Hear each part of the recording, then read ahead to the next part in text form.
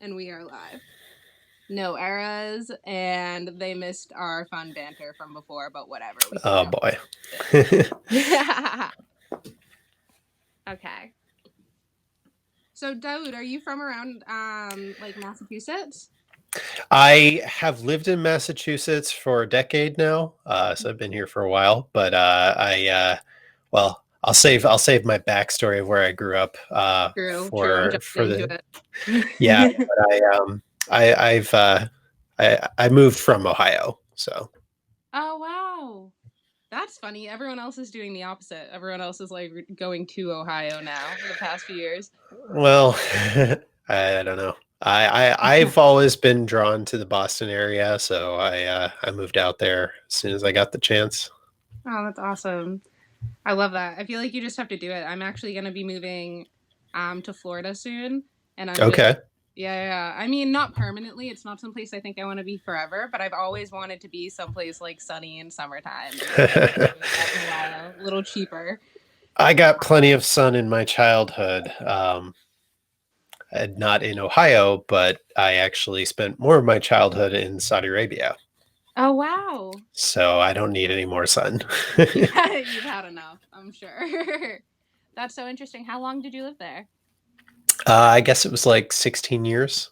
Wow. So was it just a part of your childhood, or were you born there and lived there until you were 16?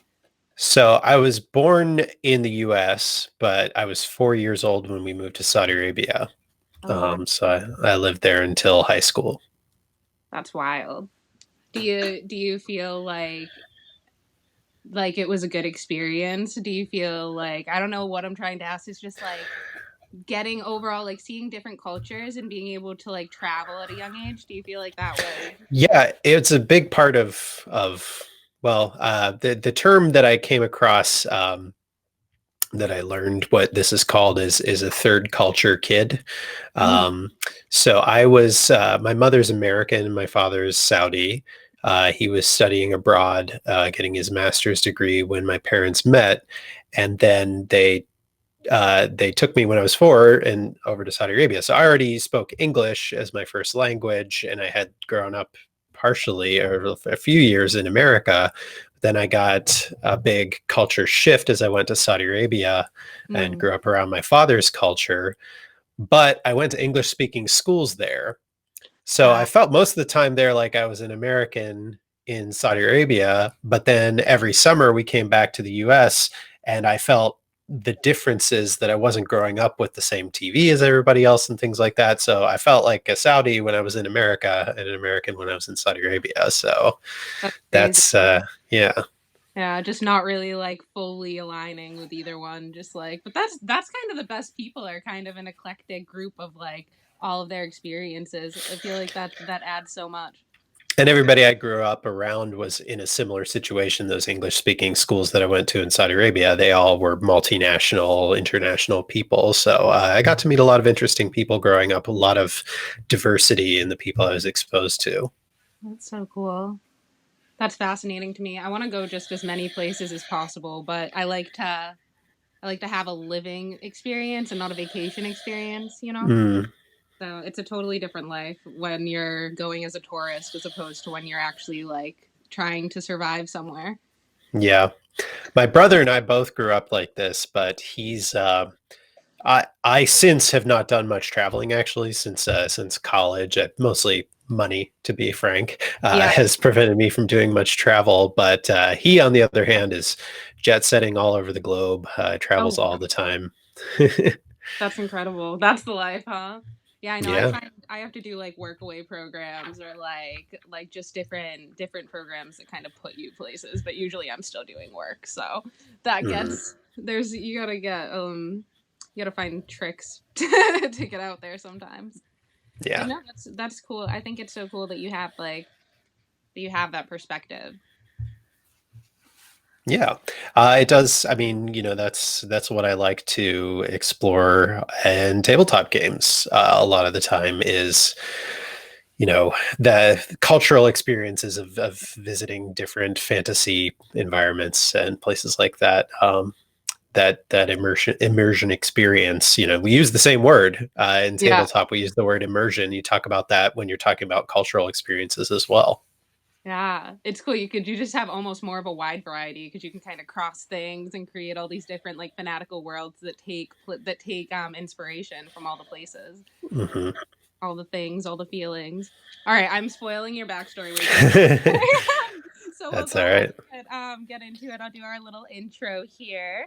So everybody, we will be talking to Daoud in just one moment. But before, I just want y'all to know my name is Alexis with Mastermind Adventures. Mastermind Adventures is a team of creative professionals who are conquering isolation and loneliness by building community through play. One of our initiatives is the Game Master for Hire program, GM for short. Daoud here is one of our amazing game masters. These are awesome people who are storytellers, actors, and other performers who can bring the world of role playing games to life for you and your friends, no matter what your level of experience. So, air shortage there for a second. Everybody, I give to you Daoud Alzayer. Hi, everyone. Hey, Daoud. So, how are you doing, Daoud? Doing great. It's a little cold in here right now, so I'm wearing such a cozy outfit. But yeah, it's a nice day in December. Can you Yes, believe it's December already? yeah, I think we got there somehow. We got here. Do you want to give us a little bit of your origin story, Daoud? I know we got into it a Uh, bit, but go ahead and give us the full version. Yeah, well, so not to totally rehash it, but my parents were from different countries, so I had the experience of growing up overseas, having one foot in two different cultures, um, and that kind of set the tone for me being interested in people's stories. And also, while living in Saudi Arabia, that's when I got involved with acting. When I was still pretty young, I was actually on Saudi television No. as an actor in a kids' TV show called Children's Choice, which was pretty popular at the time back in the 90s.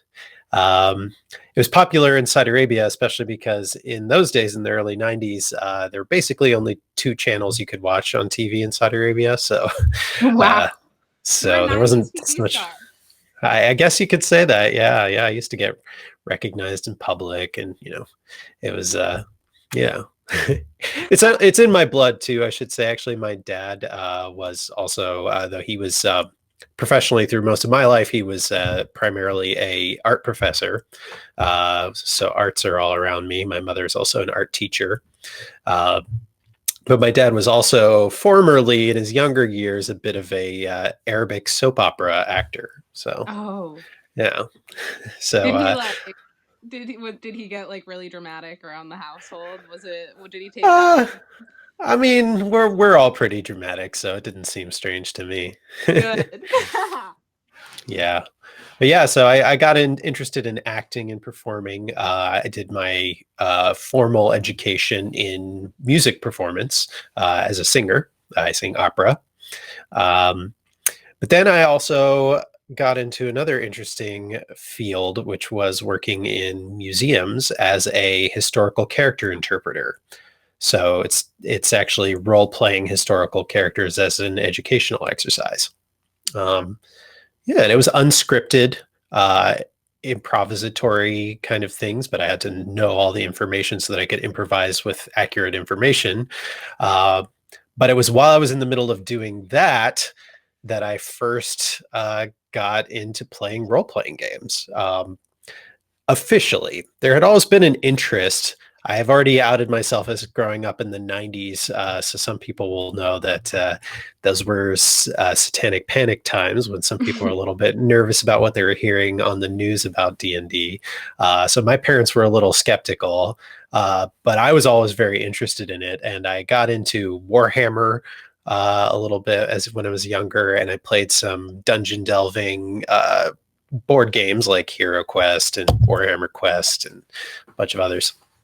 I played these with my younger brother, so he was always my test subject for all my storytelling impulses. So we played these dungeon crawling games, but I got in. I had never seen Dungeons and Dragons. I didn't really know how it was played, but I knew I wanted to tell these fantasy stories. So I'd just get paper, draw maps of villages and things like that, and just talk through, where do you want to go? What do you want to do? Oh, that might be hard. Roll some dice. I kind of made up, ad hoc, just if the dice roll seemed good. I didn't really make up real rules. I just told stories with dice involved, which is really what being a dungeon master is. So as soon as I started playing real Dungeons and Dragons, I was very interested in DMing as well, and started running for people who worked in the museum where I worked, which was fun because that meant it was people of all different ages and backgrounds. Many of whom had never played D&D before. So some of my first experiences running Dungeons and Dragons were with beginners or people who knew a lot about it already. So I had a real mix from the beginning, which makes me comfortable working with all kinds of people. That's awesome. That's what I was just thinking. I'm like, oh, that's such a good skill to have along with improv. And I like how everything kind of organically developed for you. Like you have this artistic background, but then it seems like you kind of fell into all the right avenues to prepare you to be the most epic GM ever. I put a lot of effort into it because I really like I like performing, on TV and on stage and everything like that. But I think my favorite way to perform is face to face with people where you really directly interact with them. Mm-hmm. So that certainly is what you're doing when you're running a game for people, is you're creating this story for them, and it's the wonderful feeling of being able to give people that gift of, you put a lot of work into this and you present it to them, you let them play with it and break everything, of course. Yes. Break all the rules. That's the number one rule, is break all the rules. Mm-hmm. That's so cool. I love that. I like it just seems like it was so meant to you for to be on this path of like storytelling and the arts and just kind of expressing that. I get that vibe from you a lot. Yeah, it's my passion. In addition to tabletop, I've also gotten involved in LARP, and in immersive theater. So, in fact, it's been a while since I've even been in a show that had a script, as I've gotten involved as an actor in immersive theater, where you have to sort of know everything that's going to happen and be able to improvise your character. Mm. Obviously, relates to all the work I did as a historical interpreter. But I also create immersive theater shows where it's just like DMing, but I have actors playing the roles instead of doing everything myself. So, yeah, I'm just interested in giving people adventures and stories. I love that. That leads us right into my next question, which is, what would your personal mission with Masterminds be? Which obviously has a lot to do with storytelling and just creating these epic adventures. But if you want to get a little more into that. Yeah, I like. I don't like to. I have experimented with writing stories, like writing a novel, but my favorite way to tell a story is actually not to really tell a story, but to create the potential for stories and put it in front of other people and see what stories they make out of it. So I try not to write something that has a beginning, middle, and end. Instead, I just try to give people the experience of overcoming challenges, putting different challenges in front of them and seeing how they're going to solve it. So I like to keep things a little bit open-ended. One of the things I really like to do is to give people the exploratory fish out of water experience. As we were saying early on, growing up as a third culture kid, even with my own family, I had culture shock moments all the time with both my American and my Arabic family. Just kind of finding out what I need to do. It can be scary at times, but it's always a fascinating thing to experience those situations where you have to explore, you have to find out what needs to be done. So that's a big thing that I like to do. I like to create fictional settings where people have the chance to encounter something out of the ordinary and see how they deal with it, whether it's in a fantasy setting where you're traveling to, an elven kingdom.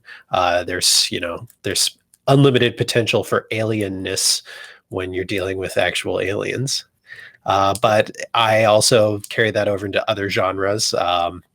I'm actually very interested in steampunk and cyberpunk. We were talking about cyberpunk beforehand. So cool. We Um, love it. yeah, yeah. So just putting people in worlds and situations is what I'm all about, and letting the story emerge from what they choose to do. That's awesome. I love that. And I think that's such a unique perspective to have. Whereas that's so, I mean, it's not something I've experienced, but I can imagine that just different culture differences just from traveling. I feel like I've run into Hmm. some really big ones you just don't even know because they're not what's generally talked about.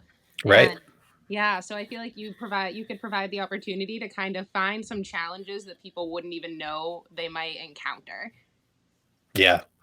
Well, that's the great thing about playing D&D in general is because everybody brings their own experiences, whether they're the dungeon master or a player at the table. Everybody has these unique experiences that they can bring to the table to inform what they do. So that's the great thing about the collaborative experience of playing tabletop games together. Yeah, you never really know where it's gonna go or when there's gonna be like a huge curve thrown at you. Hmm. That's awesome. What have you ever had that experience where, per say, you had a game kind of planned out a direction where you thought you were going to go, and then someone did Oh something that yeah. was kind of opposite of the thing? Yeah. Yeah, one that comes to mind anytime this question of curveballs that you faced comes up. The one I'll always remember is I was still a pretty new dungeon master at the time. I had some players in a dungeon where there were things that were supposed to happen, but one of the things they were supposed to walk by just sort of as a point of interest that wasn't supposed to have any goal to it was a bottomless hole in this dungeon that seemed to just go on forever. Um, and I thought, naive as I was as a new dungeon master, that they would say, "Oh, that's really strange. This is a strange place we're in," and that they'd move on instead of exerting every tool they had to get down in that hole. And in that moment, I said, I could just say, "There's nothing here. You keep going. The hole just goes on forever." But they were using all this effort and this creativity to see what was in there. I thought it's time to say yes and. Mm. So an entire session's worth of material for where they were supposed to be going got put back on the shelf, and I, on the spot, had to now send them into the Underdark and start creating this alien world for them. And they ended up spending many sessions down there discovering what was down under the ground, which I had not planned for at all. But in the moment, I went to the things that I think are most interesting. So they were down there, they were finding mushrooms and mushroom people, Mm. and it was all very exciting for them. And they had no idea, of course, that this wasn't the plan. See? That is epic game master. They'll never know. They'll never know it wasn't like exactly where they needed to go. That's so fun too. I like that. That shows goes to show that all the improv paid off. Yeah, I guess so. Yeah, yeah. Awesome. What type of campaigns or what type of games would you like to run and what would you like people to get out of them? Yeah, so I'm itching to do some cyberpunk lately. I feel like we spend all our days in front of computers, a lot of us in 2020. So that's it feels very um, apropos. And of course, everybody's thinking about cyberpunk with the big cyberpunk video game that's coming out eventually Mhm. from CD Projekt Red. So I've been looking at the original cyberpunk tabletop game by Mike Pondsmith. I've been looking at that rule set and thinking about running something in that setting. Mm. Um, I also like to bring some of my experience growing up in the Middle East into games. So I would love to run something with a bit of an Arabian Nights flavor, kind of draw on that culture that I grew up around a little bit, and give people that experience of being travelers there. So I was thinking about that setting. And another idea I've had kicking around, I mentioned I worked in museums, and this was in Boston in the historical tourism area. Oh wow. Um, so, a couple different ideas that I've got percolating around that are to do something in 18th century Boston around the time of the American Revolution, a period which I know an obscene amount about because I worked in it professionally for a long time. But the other thing I thought about is bringing it more to modern Boston. I've got a setting I've been working on called Boston Arcanum that is about a secret magic world in modern day Boston. It's hidden under the surface. It would center around the Boston City Department of Esoterics, which is kind of an underfunded, scrappy department that goes out and tries to deal with keeping magic under wraps and keeping the city safe from extraplanar threats. So that's a setting that I've got in mind as well. Oh, that's so cool. Do you find you bring a lot of elements from your history background into your gaming? I feel like that's such a benefit. Yeah, definitely when playing in a fantasy setting, all these things I know about what life was like before electricity certainly come into play. And I've most experience with the 18th century, but I'm interested in all different periods of history. So I definitely look to history a lot when dealing with pseudo historical fantasy settings. That's so cool. I want to talk about some of just your projects you've done in the past because now I'm very intrigued. Can you tell me a little bit more about immersive theater and your role in that, or even Yeah, you have a radio show that sounds really really cool? Yeah, I'll highlight a couple projects. So, Okay. speaking of using history, my first experience with designing immersive theater was while I was still working at a museum, I used the costumed interpreters at the museum, who I was the manager of, as NPCs in a game. So I created a game around the 18th century Stamp Act riots, where players would go out into the city of Boston, find people who are in costume, solve puzzles, help them organize a protest, and then actually carry that protest out in the streets of modern Boston. So we had a crowd of 100 people with 18th century protest signs marching through the streets and forcing a British official to resign. That's so funny. How many people stopped you and were like, "What's going on? What do we need to know?" It's funny because I actually did this program a couple separate years. In the first year, we spread it out a lot more. The second year, we tightened it in so it was closer to the historic buildings. The first year when we spread it out, it was interesting how much fuss it did cause the first time, because if you see somebody in a tricorn hat next to the old State House or Faneuil Hall, nobody looks twice. It's not strange. It's an everyday occurrence. Mm. But you just go a block further in the direction of Downtown Crossing, where there's shopping malls and things. Then everybody is going, what's going on here? So it was interesting. I got to be one of Like the that, actors in that year. So yeah. I had those interactions myself of people coming up, trying to figure out what was going on. And because it's the easiest way to deal with it, I just stayed in character, and they had these confusing conversations with a man from the 18th century. That's so cool. It is funny what you say. Like, I think it's such an interesting aspect of psychology, how it's so environment based. Like, if you're in one area, Yeah. this is totally normal, and then you take it somewhere else. That's why you just can't care and just be weird about it. That's true. So that was one game that I did. Speaking of cyberpunk, last year I did a show called Join the Resistance, which was a cyberpunk show played in a microbrewery, which had a back room that we were using for our event. So people would come in, they'd have to talk to somebody who was in a cyberpunk like bodyguard outfit, give them the password, get into the back room where they would help the resistance hack the government's servers. They would go out on missions to hang like radar scramblers on machinery and things like that. And it was all in the middle of this kind of rundown industrial area, because that's where breweries are. So it was the Yep. perfect atmosphere. It happened to drizzle lightly all day that day. So everything was atmospheric and perfect. I love when it works Uh, out like that. It's like all yeah, these yeah. things come together. It makes me look really good because it looks like I somehow manipulated the weather for my show. So Yeah, you're like, I planned it all. Just, exactly.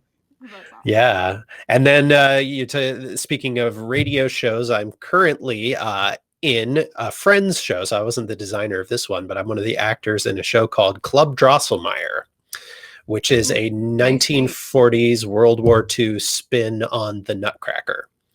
Um, What? I love yeah. that. I love that So whole this is idea. actually originally this was a show that's been done annually for several years in Boston at an actual club, and Mm. they dress up the club to look like a 1940s jazz club. They have a huge swing dance community shows up to this, and they all period. So a story going on, puzzles relating to Project Nutcracker, a robot developed by Drosselmeyer's Industries. And so Club Drosselmeyer is the owner of the club as well as a roboticist. And there's every year is actually a different show, so it's an anthology show. So it's always kind of around the Nutcracker, and there's performances to the music of the Nutcracker rewritten as swing music. How fun. But there's a lot of puzzle solving, interacting with characters, and increasingly kind of a LARP element too, where you can kind of get around solving some of these puzzles if you can talk your way past characters and do some role playing. This year, we can't have a 1940s swing club.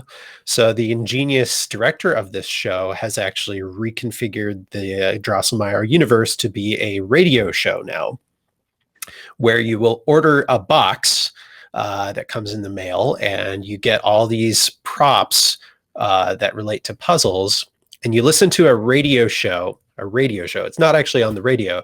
It'll be on your computer, and it's actually instanced, so it responds to what you're doing. So the radio is playing, and you don't press any buttons on your computer.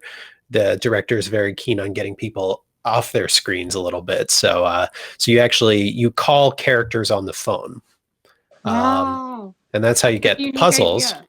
And then when you solve puzzles or don't solve puzzles or make choices about who to help, what's actually happening on the radio broadcast changes for your group listening to it. That's so cool. What a unique idea. We were just talking about in the last little episode we did about how nice it would have been, like remembering the old days when you could just sit in front of a radio and you had your imagination going, because that's how storytelling was conducted. Mm-hmm. Yeah, Wow. so we're definitely bringing some of that back with this radio show, That's so cool. I love it. but And I love that. using the technology on top of it. Yeah. Well, and it's Yeah.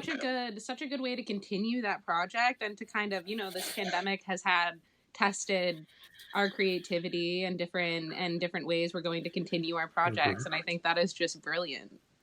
And I mean, this fusion of like the old and primal storytelling with using technology, I mean, that's very central to what we do running role-playing games online. We have this technology at our disposal that gives us new tools to use, but we're also at the same time, as much as we can, we're recreating the spirit, the sitting around a campfire telling stories. That's one of the most ancient human pastimes there is.